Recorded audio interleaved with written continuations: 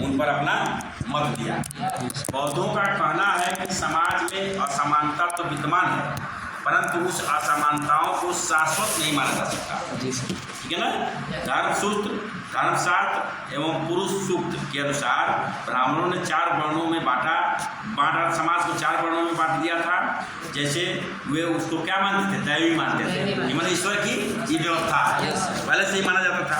परंतु बौद्धों ने सामाजिक असमानता को स्वीकृति नहीं दी और सूत्र पिटक नामक ग्रंथ में उल्लेख किया कि आरंभ में यद्यपि मनुष्य और वनस्पति जगत अविकसित थे, परंतु शांति का वातावरण था।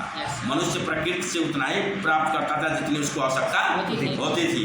कालांतर में मनुष्य अधिक लालची, कपटी और हिंसक हो गया, जिसके फलस्वरूप वह ऐसे व्यक्ति की आवश्यकता हुई जो इस स्थिति को नियंत्रण कर सके। यही कारण है कि लोगों में अपने प्रतिनिधि के रूप में राजा का चयन किया, जो अपनी सेवा के बदले कर प्राप्त कर सकता था। इससे स्पष्ट होता है कि आर्थिक और सामाजिक संबंधों को बनाने में मनुष्य के कर्मों का विशेष योगदान था।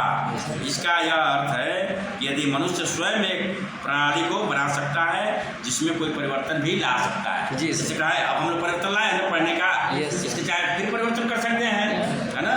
तो मेरा कहने का मतलब कि ये व्यवस्था पहले से ऐसे लागू थी, बाद में जो है कालांतर में सब अपने से आवश्यकता अनुसार रहते थे मेल मिलाप करके, लेकिन बाद में जब कपटी लालची मनुष्य हो गया तब संग्रह करने लगा। तब उसको कुछ बनाने के लिए चाहे कोई चाहिए ना, ये मॉनिटरी चाहिए क्लास में मेंटेन करने के लिए, है ना। इस तरीके की व्यवस्था तब दी गई। अगला क्वेश्चन है कि निम्नलिखित अवतरण महाभारत से जिसमें ज्येष्ठ पांडव युधिष्ठिर दूत संजय को संबोधित कर रहे हैं। संजय, धृतराष्ट्र गृह के सभी ब्राह्मणों और मुख्य पुरोहित को मेरा विनीत अभिवादन दीजिएगा। संजय को बोल रहे हैं, ठीक ना। मैं गुरु द्रोण के सामने नतमस्तक होता हूँ और कृपाचार्य के चरण स्पर्श करता हूँ। कृपाचार्य कौन थे? कुल गुरु थे, वो कुल गुरु थे, जैसे पुरोहित होते हैं ना। द्रोणाचार्य क्या थे? वो मतलब शिक्षा, हाँ वो गुरु थे न। तो और कुरु वंश के प्रधान भीष्म के मैं वृद्ध राजा को नमन, धृतराष्ट्र को नमन करता हूँ और उनके पुत्र दुर्योधन और उनके अनुजों के स्वास्थ्य के बारे में पूछता हूँ तथा उनको शुभकामनाएं देता हूँ। मैं उन सब युवा कुरु योद्धाओं का अभिनंदन करता हूँ जो हमारे भाई, पुत्र और पौत्र हैं, जो भी हैं। सर्वोपरि मैं उन महामती विदुर को जिनका जन्म दासी से हुआ नमस्कार करता हूँ, जो हमारे पिता और माता के सदृश हैं।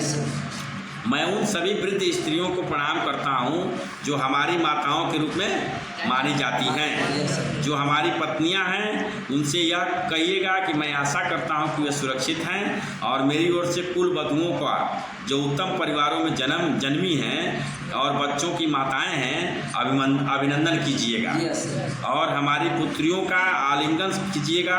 सुंदर, सुगंधित, सुव्यवस्थित गणिकाओं को शुभकामनाएं दीजिएगा। दासियों और उनके संतानों तथा वृद्ध, विकलांग और असहाय जनों को भी मेरी ओर से नमस्कार कीजिएगा। इस सूची को बनाने के आधारों की पहचान कीजिए। उम्र, लिंग, भेद, बंधुत्व के संदर्भ में कि क्या कोई आधार भी है? प्रत्येक श्रेणी के लिए स्पष्ट कीजिए कि सूची में एक विशेष स्थान क्यों रखा गया है। ये अगला प्रश्न है ना। इसका उत्तर यह है कि इस सूची को बनाते समय निम्नलिखित आधारों का प्रयोग किया गया था, जो निम्नलिखित है। लिंग आधार की उम्र के आधार पर सूची पहला। इस सूची के अंतर्गत विभिन्न उम्र के लोगों जैसे वृद्ध, वृद्धा, अनुज, युवा, बच्चों आदि को संबोधित किया गया है। इस सूची में उम्र के आधार पर इसलिए विशेष स्थान रखा गया है क्योंकि इन सभी के प्रति युधिष्ठिर का संबोधन है। ठीक है। उसके बाद जो है लिंग, मतलब जो है क्या कहते हैं कि लिंग के आधार पर सूची, या किसके आधार पर किया गया है? लिंग के आधार पर किया गया है। तो इस सूची के अंतर्गत विभिन्न लिंग के लोगों को जैसे स्त्री, पुरुष, बालक, बालिकाएं, पुत्र, पुत्रियों आदि को संबोधित किया गया है। फिर भेद आधारित सूची है। ये सूची के भेद आधारित के अंतर्गत विदुर को रखा गया है, और इस सूची में भेद के आधार पर इसलिए विशेष स्थान रखा गया है क्योंकि विदुर को दासी पुत्र बताया गया है। बंधुत्व के आधार पर सूची भी तैयार है।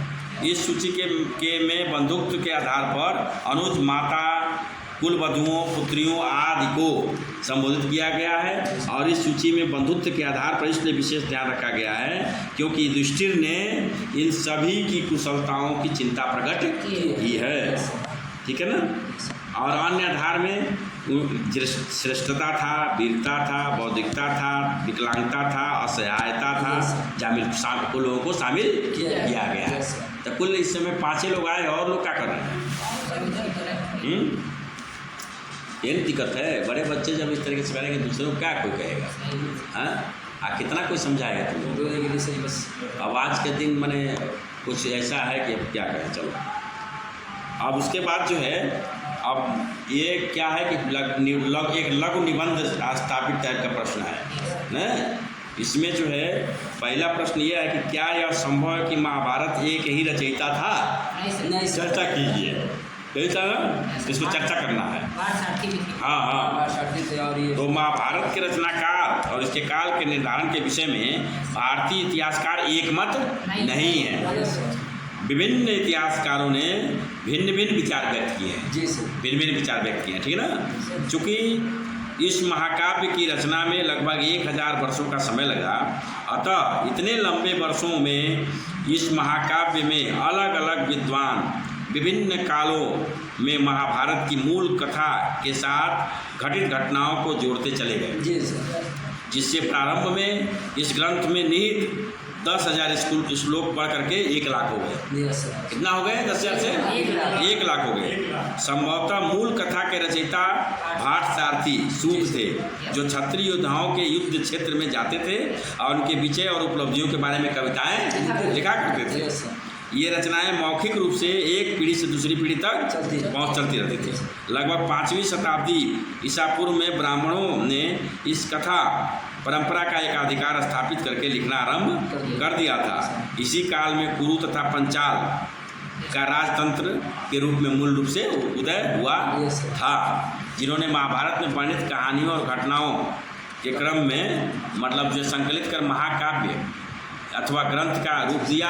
और उन्होंने उपरोक्त विवरणों से स्पष्ट होता है कि महाभारत का रचना काल एक नहीं है। इसलिए इसके रचनाकार भी केवल एक नहीं हो सकते, अलग अलग समयांतरालों पर अलग अलग विद्वानों की रचनाएं की हुई है। ठीक है। अब अगला है कि उन साक्ष्यों की चर्चा कीजिए जो दर्शाते हैं कि बंधुत्व और विवाह संबंधी ब्राह्मणी नियमों का सर्वत्र अनुसरण नहीं होता था, है ना। तो प्राचीन काल विभिन्न ग्रंथों के अध्ययन से ऐसे उदाहरण मिलते हैं जिनके ब्राह्मणी नियमों का सर्वत्र पालन नहीं किया जाता। जैसे संस्कृत ग्रंथों में कुछ शब्दों का प्रयोग परिवार के लिए किया जाता है, और परिवार एक बड़े समूह का भाग होते थे और जिन्हें संबंधी कहा जाता है। संबंधियों को जात समूह कह सकते हैं, और परिवार के रिश्ते रक्त संबंध और नैसर्गिक माने जाते हैं। कुछ समाज में भाई बहन, चचेरे मौसेरे इत्यादि को खून के रिश्ते के रूप में स्वीकार किया जाता है, परंतु अन्य समाज इसे स्वीकार नहीं करते।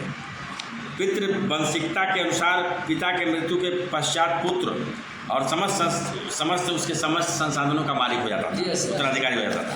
प्रायः राजवंश पितृवंशिकता के नियम का पालन करते थे, परंतु कभी कभी पुत्र न होने की स्थिति में एक भाई दूसरे का भी उत्तराधिकारी बन सकता था। ठीक है ना। ब्राह्मणी नियमों के अनुसार स्त्रियां विवाह के पश्चात अपने पिता के गोत्र को त्याग कर अपने पति के गोत्र को स्वीकार करती थी, परंतु 7 महान राजाओं से विवाह करने वाली रानियों का नाम विश्लेषण करते से स्पष्ट होता है कि वे गौतम तथा वशिष्ठ गोत्र से उदित थीं, और जो कि उनके माता और पिता का गोत्र था। ठीक है। तो यही सब है मुख्य प्रश्न। अब आप लोग जो है इसका तैयारी कर लीजिएगा बढ़िया से, है ना। इसलिए अब ये अपने ऊपर है, क्षमता के ऊपर। एक एक चैप्टर जो है समाप्त होता जाए, और 3 चैप्टर हो गया है। मान लो हम कुछ आगे पढ़ा रहे होंगे, हम मुझ 5वां 6वां चैप्टर चल गए हैं ना। चलो अच्छा। अब ठीक है, तो मेरा कहने का मतलब ये है कि जा कर के रिवीजन करना, रिवीजन करना, ये सब करना बहुत